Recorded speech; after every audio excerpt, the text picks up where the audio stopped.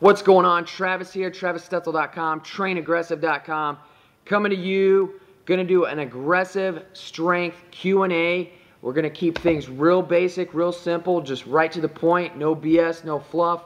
I'm going to keep these answers as short as possible to help you guys out. And I got a few questions lined up here, and we're going to get freaking right into it here. So, first question is coming from Tony. My downfall is my summer lifestyle. I go out with my buddies and party and vacation over the weekends, and this starts to take a toll on my physique. Lots of boozing, partying, and eating like shit.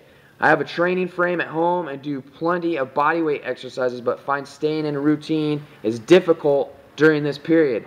This makes it hard to focus on my goals, and I tend to just work off the cuff on certain days. Is this okay? All right, first of all, so you're talking about your summer lifestyle, all right? So you're doing a lot of boozing, a lot of eating like shit, all right? That is going to take a toll on your physique, so you got to understand that. You can't keep, you know, a lean and mean physique if you're going to be boozing and partying all the time, all right? There's checks and balances right there, all right? So you got to establish how important your goal is in terms of keeping your physique like that, and figure out, you know, where that rates on your overall lifestyle. If it's really important, then you need to cut back on that stuff. I'd recommend just keeping the boozing on the weekends, maybe like on a Friday night and a Saturday night. Not any more than that. You can't be boozing all week long. And then as far as eating like shit, keep that around the same time, so you kind of minimize the damage. You keep it all around instead of spreading it out during the whole week. So try to eat lean and clean during the day. If you know you're going to be boozing, you typically start boozing at night. You know, keep that at night. So those are some tips on that.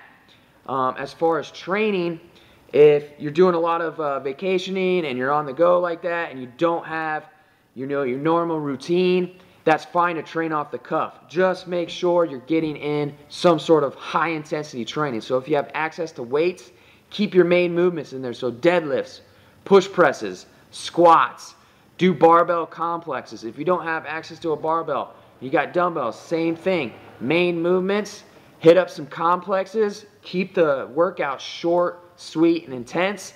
And you definitely want to get some sprinting in there as well, especially if you're going to be at the beach. Get up in the morning before everybody else, go ham on the beach, do some sprints, keep it real short. That should keep you in check. So those are what I got for you on that one. All right, next question's coming from Eugene. Hey Travis, love the workouts, and they're really blasting away fats and putting on some serious muscles, but I have an issue with defining my obliques.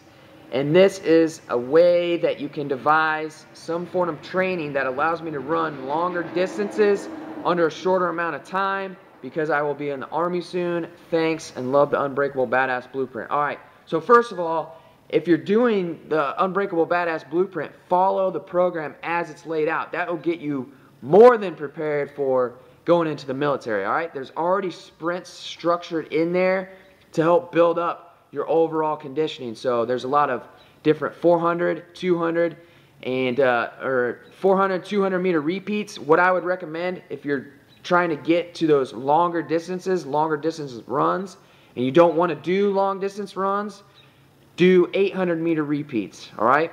And what these are in a nutshell, you'll run 800 meters, anywhere from 90 to 100% all out effort, and then you're going to rest short period of time. I usually go 2-to-1 ratio, so if it takes you a minute to run it, then you'll rest for 2 minutes and you'll go at it again. What you want to focus in on doing with these is staying around the time that you run. So say your first time on like a 400 is like 60 seconds.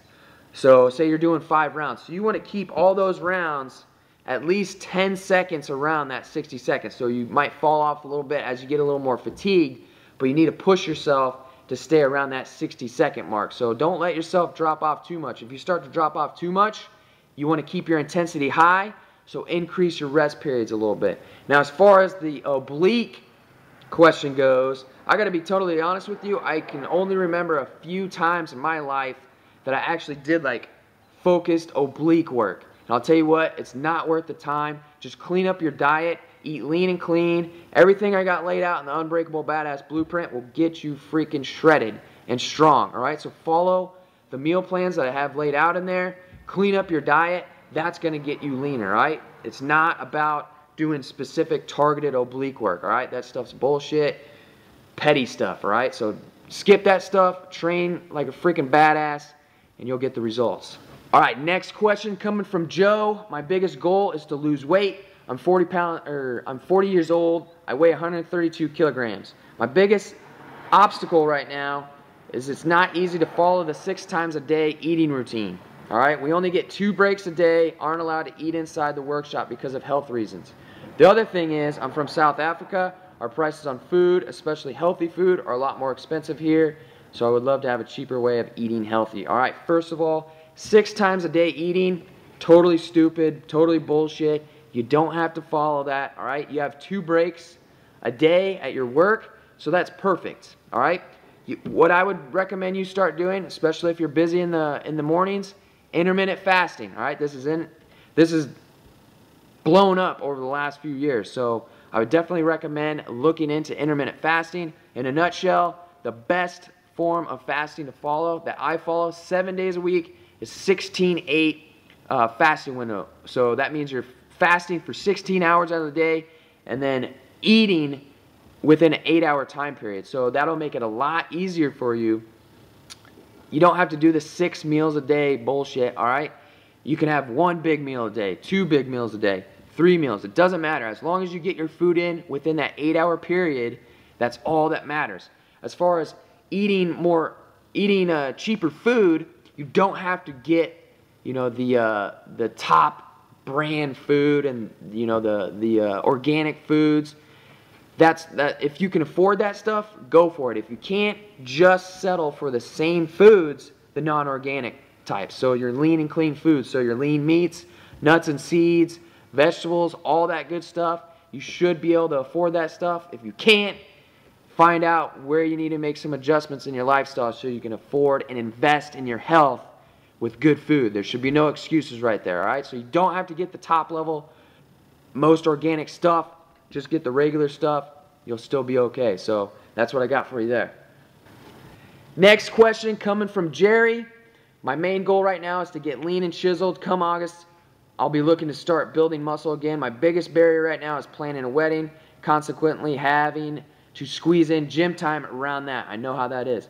The biggest question is how to increase the intensity and volume of my workouts. I take short rests, 30 to 45 seconds between sets, and I've adapted a 7x7 rep scheme. But I find that it's getting tough to increase the intensity. What can I do to increase the intensity of my workouts? All right, first thing, supersets. All right, if you're not supersetting and you're just doing a single exercise, one of the easiest ways, quickest ways to make things a lot harder is to superset. So real quick example with that. If you're bench pressing, boom, bang out a set of bench press, then jump on a pull-up bar, bang out a set of pull-ups. You're supersetting, so you're going back and forth. You're going to pick movements that are non-competitive. So with a bench press, you're pressing. With a pull-up, you're pulling.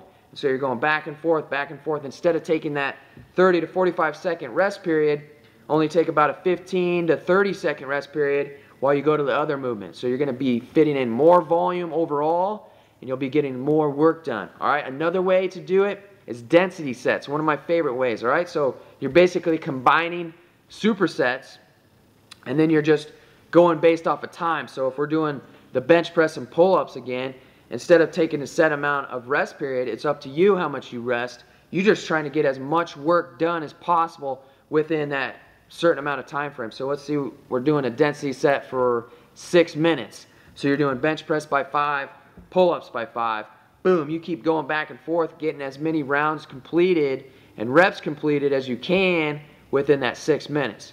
And then another one of my favorite ways to do it is ladder sets. So say we're doing the same thing, so bench press, pull-ups, we might start at a higher rep range. So let's say we do 15 bench presses, and then we go do 15 pull-ups.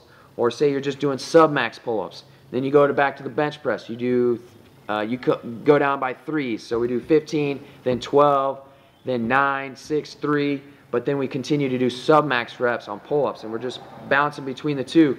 Just another way you can kind of modify the reps and sets to make it more intense. And then obviously, you should be trying to get heavier progressively week after week on those movements, and while you shorten up your rest period. So those are a few of the ways that you can increase your intensity on your workouts. Last question is coming from Larry. He asked about intermittent fasting. Says, Travis, I noticed you've been intermittent fasting for a while now. How long are you currently doing it during the week? And what's a typical day look like in the simplest form possible? All right, so yeah, that's one of the things people do anymore with intermittent fasting. They try to get it way too confused, way too complex.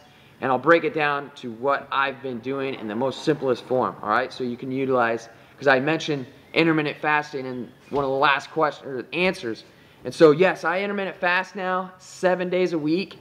I've bounced between doing 3 days a week, 5 days a week, not doing it on the weekends. Now I'm every single day of the week, and my body's just adjusted to it. My energy levels are freaking sky high, feeling great. And what I do is first meal all the way up to my last meal to make it as easy as possible for you. Doesn't matter if you train in the morning, in the middle of the day, later in the day, just follow this simple template. All right? First meals are healthy fats and lean proteins. All right? Every meal should have green vegetables in it. All right? So these are non-starchy carbs. All right? So first meals, healthy fats, lean proteins. All the way up until my last meal of the day. My last meal of the day, I cut all the fats, lean protein, then I'm eating my starchier carbs. And then obviously I'm keeping my green vegetables in there, all right? So last meal, that's when I'm loading up on carbs. So it's kind of a little bit like carb backloading, which is also a great method of, lifestyle eating. All right, so to make it as simple as possible, healthy fats, proteins, all other meals except for your last meal, that's when you throw in those carbs. And if you're paleo, your carb sources are going to be like sweet potatoes, squash, different pumpkin, different things like that. But if you're non-paleo, that's where you can freaking just have the brown rice, your grains, anything else that's starchy, all right, in a nutshell, all right? So that's the easiest way to do it. And on top of that, just make sure you're fasting 16 hours of not eating, and then you got that 8-hour window, all right? So my fast usually ends around 1 or 2 o'clock, depending on what I'm doing that day.